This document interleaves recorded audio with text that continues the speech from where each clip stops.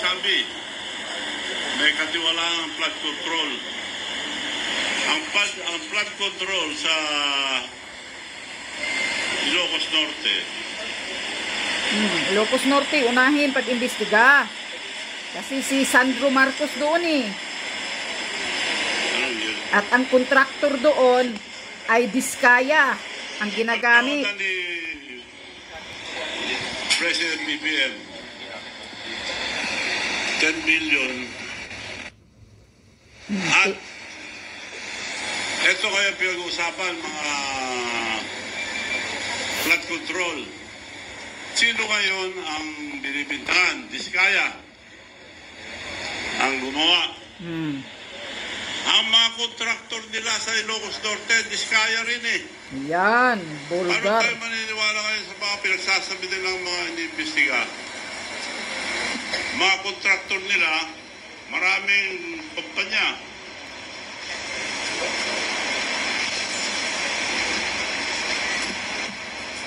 Diskaya pala ang kontraktor sa Ilocos Norte. Unahin pag-imbestiga Sa ang Ilocos Norte lang. ang Ilocos Norte kay St. Bangag. Matthew General Contractor and Development Corporation. 962 million plus. Almost a billion. St. Gerard Construction General Contractor and Development Corporation. Oh, St. Gerald. 608 billion. Alpha and Omega General Contractor and Development Corporation. St. Timothy Construction Corporation. 4 ito sa Ilocos Norte. Paano nila hindi alam ito? Eh, probinsya niya ito. Paano tayo maniniwala ngayon sa kay Presidente? Correct. Dapat yung mga inapoy niya na Independent Commission on Infrastructure, mabubuting tao po yun. Kilala ko po si Mayor Magalong. Mabuting tao.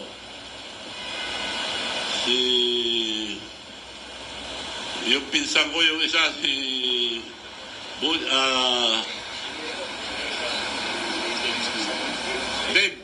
Dave Simpson.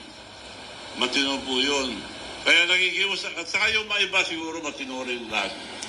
Para lang i-guide sila. Unahin niyo po ang Ilocos Norte muna. Huwag na tayo lumayo.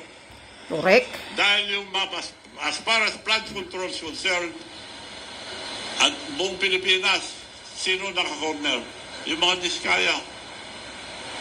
Eh sila ang contractor nila eh. Eh paano yung kang Saldico? Ba't imbestigahan nila muna yun? Andun na lahat ng kalukuhan. Sunwaste kay Saldico. Ang dami din yun. Ang dami ding mga kontraktor si Saldico na pagmamayari. Dalawa yan. So kung antayin natin ang Senado, ano pa yan eh? Tatagal pa. Correct. Diretso na lang ito. At ang suggestion ko lang, huwag na natin pahirapan ang taong bayan. Yung rally, baka may manggulo pa. Ang pakiusap ko lang, Mag-resign. it will be a peaceful Rally. revolution about corruption. Ang mga kabataan at mga estudyante ang mag-lead ang revolution na ito. This is not for ourselves. This is for the future of our children. Mga kabataan, pabayaan natin sila. Sila mag-lead itong revolusyon para matanggal ang graft and corruption. Ang suggestion ko lang, ewan ko kung papayag sila, huwag na tayo magpunta sa kalye, baka guluhin pa nila. High school and colleges, pero yung mga nasa kindergarten, yung mga elementary, tuloy ang pag-aaral. Hinto muna sila hanggat di bumababa lahat ng mga kurap sa gobyerno.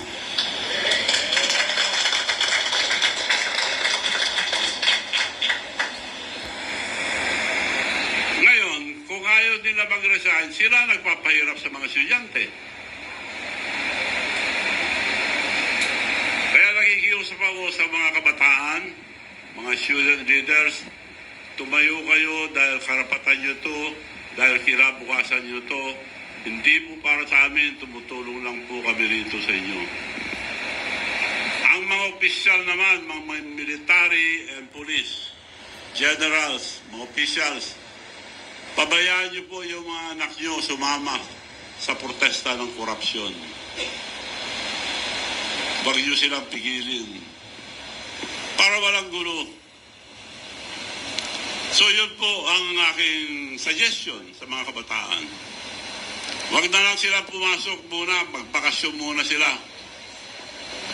Kung hindi alis, anuhin natin yung... Paalala ko lang, education is very important. Pero anong kinabukasan nila? 17 trillion ng utang ang Pilipinas, so uutang pa sila. 17.5 trillion. Sa korupsyon. So, yun lang po, pakiusap ko. Pabayaan natin ang mga kabataan, mga student leaders, sila mag-lead itong revolusyon ng korupsyon. Wag na, suggestion ko lang, pwede rin kayo pumunta sa mga rally, pero baka may manggulo, baka mapama kayo. Ang suggestion ko, walang gulo. Wag na lang kayo pumasok. But, tumayo kayo, karapatan nyo, magprotesta. Dahil sa, ang gobyerno natin, wala nang mangyayari. Dahil walang isang salita ang presidente. Walang isang salita yan. Ba't tayo maniniwala? Siya nagsabi, nakakaya kayo. Dapat nakakaya tayo eh. Kasama, yung sila Diskaya, sila ang kontraktor niya eh.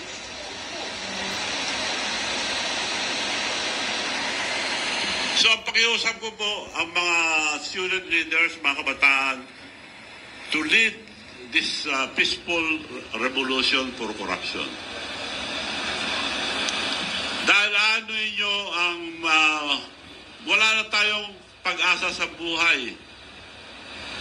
This is your future. This is your future. Yung mga kabataan, hindi po sa amin. Tumutulong lang po kami pagpaliwanag dahil mukhang naliligaw tayo eh. Investigasyon sa Senado, walang nangyayari.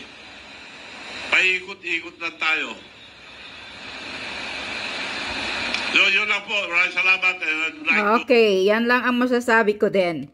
Ang suggestion ko din, Sir Chavit Singson,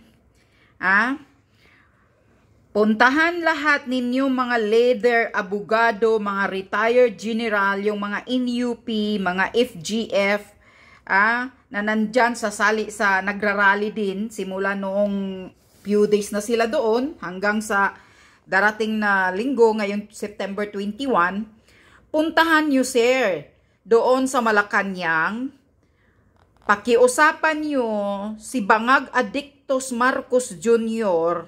na magre-resign na lang siya, bababa na lang siya, na para walang mangyayari na gulo, walang bloody revolution.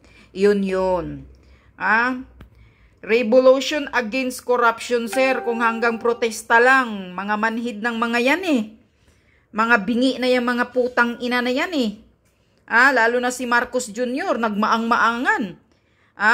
Nagmaang-maangan. Panakip butas, hugas kamay na siya sa sarili niya. Kunyari, siyang nagbulgar-bulgar ng nangyayaring flood control. Pero, alam niya to lahat. Walang naniniwala na si Marcos Jr. ay hindi kasabwat. Kasabwat yan. Imposibleng hindi niya alam. Kasi kung di niya alam, ba't niya pinipirmahan yung budget ng 2025? Ba't siya nagpirma doon na maraming mga insertion doon na nangyayari ilang bilyon? Bilyon-bilyon ang ini-insert ng congressman ng mga House of Kawatan doon sa budget, tapos pinirmahan niya. So, isa siyang mananagot, involved siya. Kaya wag ka Marcos Jr. magmaang-maanga na kunyari, hero ka dahil linabas mo to. Iyan na mismo. Si Chavit Singson, binulgar na mismo. Kung mag-imbestiga ka sa flood control, unahin mo dyan sa inyo Region 1, Ilocos Norte. Kasi, 4 na kontraktor, Diskaya, ang nagdadala ng mga flood control project na pagawaan dyan sa Ilocos Norte. At yun si Maharlika, na pinasabog ni Maharlika, yung Mac Builder. Mac Builder, nakasabwat si Representative Sandro Marcos.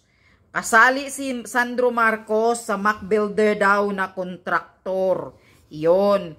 Kaya nagmaang-maangan itong mag-ama eh. Kunyari, mga malinis sila, hindi sila mga involved. Si Maharlika, pinasabog na ito ni Maharlika, matagal na, 2023 pa eh. Pero walang nangyayari, walang nakikinig. So ano ngayon, di tama lahat yung pinasabog ni Maharlika. Yang si Sandro Marcos, kasali yan sa Mac Builder ayon kay Maharlika. Mismo ito, si Chavit Singsong, unahin ang Ilocos Norte pag-imbestiga. Titingnan dyan kung nasaan yung mga project, kung andyan ba, kung hindi ba binulsa ng Kawatan. Pamilyang Kawatang Marcos. Yan. Kaya itong si Sandro Marcos, natuto na rin to eh. Natuto na rin to. Mga sindikato kayo, mga DPWH at kontraktor kayo. Mga kawatan kayo. Pero sino ang ma-blame dito?